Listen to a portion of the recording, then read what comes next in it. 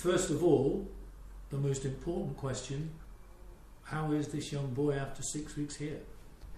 Yeah, he's improved a lot since we've been here. When we came here, he was just really lying on his bed, not doing much movement. But he's really come on a lot since then. And the more movement he makes, the more it makes him want to move even more. So, for example, when he was moving his leg, it was just twitching or just moving. But now it's moving so much more. He can walk with support. The steps are a little bit exaggerated, like a robot. But he's really coming on a lot. So it surprises a bit because we thought with radiotherapy, proton is still radiotherapy, that it would tire him out and it would cause him problems and maybe stop his improvement, but it hasn't done anything like that. It's been very mild as far as I can see.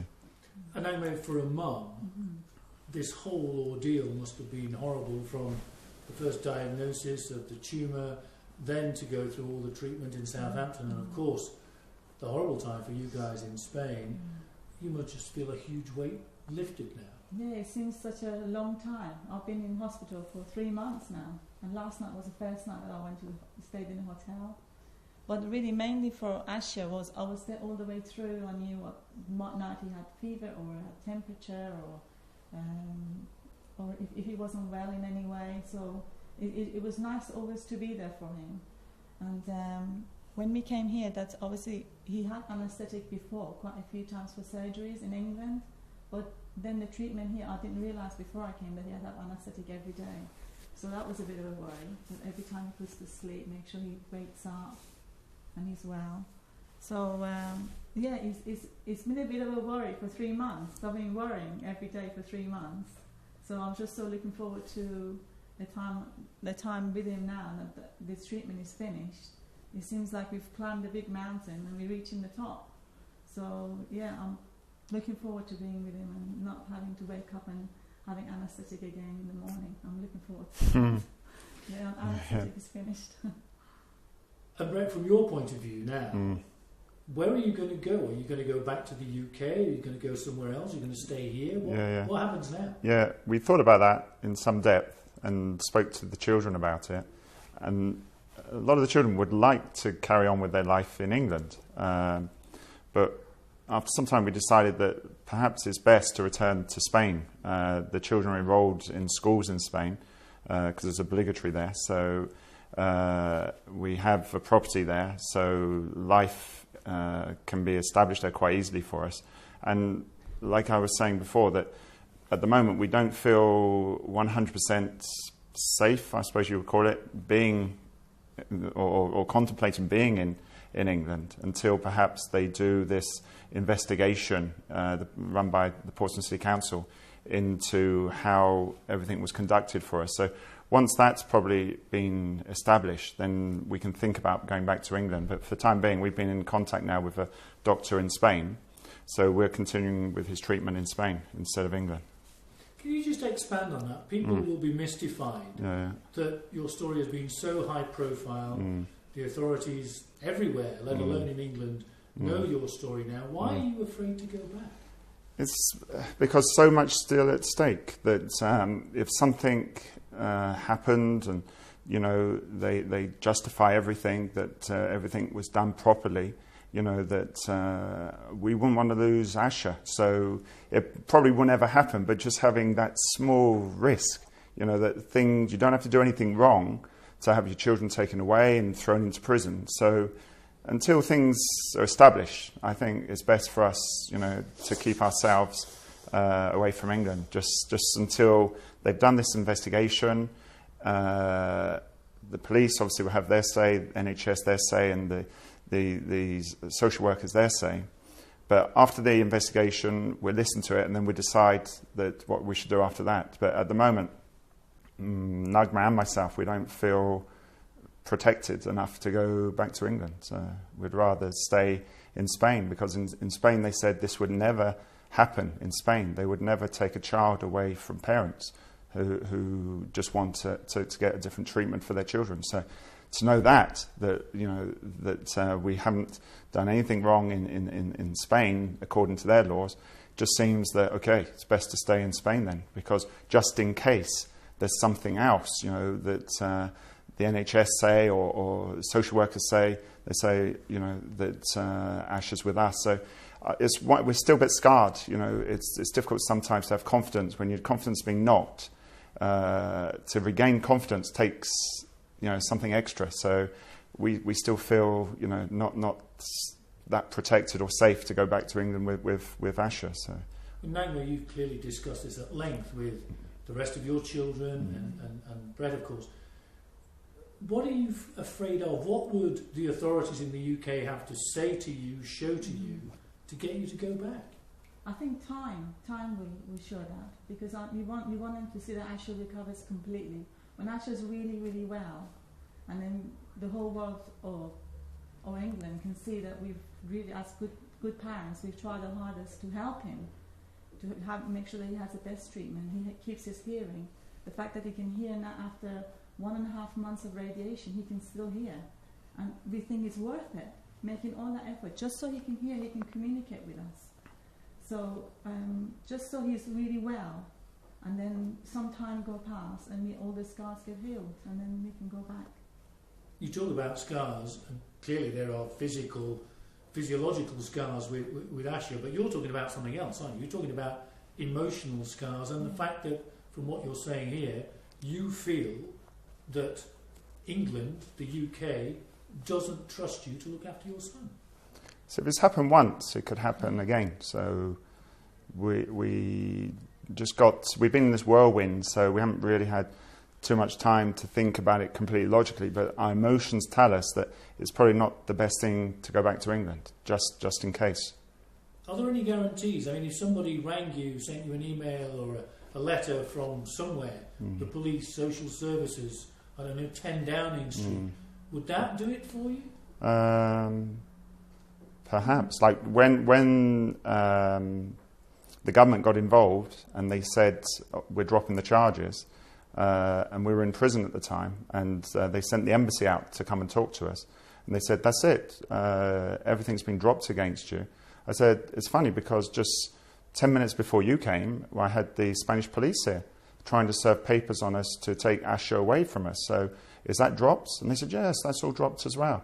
But we soon discovered that wasn't dropped. So the government have got to go in line with law, and if social workers or whoever it may be that decide that we're unfit for whatever reason they want to say, we could find ourselves back in it again. And it always mystifies us, but things don't work out sometimes how you plan. So we'd rather just stay away, let some time go by, and then just assess what's happening, because we've got to get on with our life, but we can't get on with it at the moment.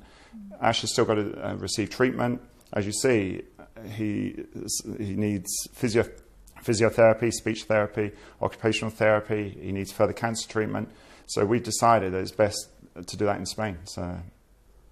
Okay, let's talk about Ashya specifically, Nagma. You're his mum, you're with him every day. What can he do and what can't he do? Well, one of the major progress that he made, that I always wanted from the beginning, him eating and drinking. That's the main thing, because he wasn't even sucking a straw till 2 weeks ago. Then he was just slightly having with a bottle, or he can't actually still swallow with a cup. He can only suck with a straw. So that was the biggest progress that our authorities made, being able to chew, being able to swallow, being able to drink with a straw. So when he did that, that was like one of our happiest days. We were just so happy that he can actually be fed, doesn't have to have the tube anymore, and not have the same liquid food that he had for like 2 months. So that was the biggest progress. And then now communicating, we communicate with hands. We say big or small, so you can do this and do that. He can tell us like milk or orange juice. He chooses which one he wants. So in our limited way, we communicate with him. So that's wonderful. This is all beginning, new beginning for us. And as we chat here now, and he's fascinated with the microphone on Brett's jacket, Is he taking all of this in? Is he hearing what we're saying, processing it all? So that was the so frustrating point for him at the beginning, because right from the time he had his operation, he came out of the operation and he had the trauma. He couldn't even blink. But we soon discovered just the next day that he was taking everything in, because just when he saw the nurse's outfit being blue, he got scared, and we could see that. So we thought, wow, although he's in a trauma, but he is aware of everything. He just can't use any parts of his body. So it's like he was in his own prisoner in his body, trapped. But he was aware of everything, and we now notice, obviously, as he can communicate, he's got no problem understanding any of the questions. So his IQ has always been there, and his consciousness of what's been going on around him. So that must have been so frustrating, all those weeks and months, not being able to express yourself in any way. Now he's doing it with the hands, and he can nod and grin and puts a thumbs up, so which relieves frustration. But at the beginning, it must have been so frustrating for him not being able to tell anybody how he felt or what was going on, or asking what was wrong with me, what's going on in my life. So now that frustration has ebbed away. He's far happier about life. And presumably you have learned to read the signs, because he can't talk, and can adapt to what he wants you to do. How does he tell you what he wants to do? Or can you just try and do things? Yeah, for example, we took him out of the nappy the other day, and we said to Ashya, if you want to go to, you haven't got a nappy on, if you want to go to pee, please raise your hand. And he's very good at raising his hand. So about an hour later, he was raising his hand, and we thought, why has he got his hand up? We'd forgotten we'd worked out this program with him, but he hadn't. And then my wife said, I think he wants to go to the toilet. So we took him to the toilet, and he did his business. So it's just coming to some sort of agreement with him. Like now, if he wants some cereal in the morning, we might give him an option. So, do you want this cereal or this cereal? And he'll lean across and touch the hand. So he is communicating, interacting with us, which is a really beautiful thing to see now. And getting back to the trauma that you've had just to get to this stage, who do you blame for it? It's difficult to proportion blame. It's just messed up, mixed up, that someone or an organisation wanted, obviously, best interest for Ashya, perhaps, and it was carried to the extreme and perhaps over the top. But we don't really want to blame anyone. We would just like to see this thing cleared up. So if anybody else wanted to go for a proton or a treatment, they wouldn't be hounded, and they wouldn't be put in prison and their child taken away from them. I think that every parent who loves their child, that wants the best for their child, why would a parent want the worst for their child? So why would courts, the police get involved when parents love their child? Like some people said to me, didn't you take a big risk in taking your child from Southampton? And I always think, well, the people that ask me that question, perhaps they don't have children, because you don't do a risk assessment. When your child's in danger, you don't work out what risk is it and for me.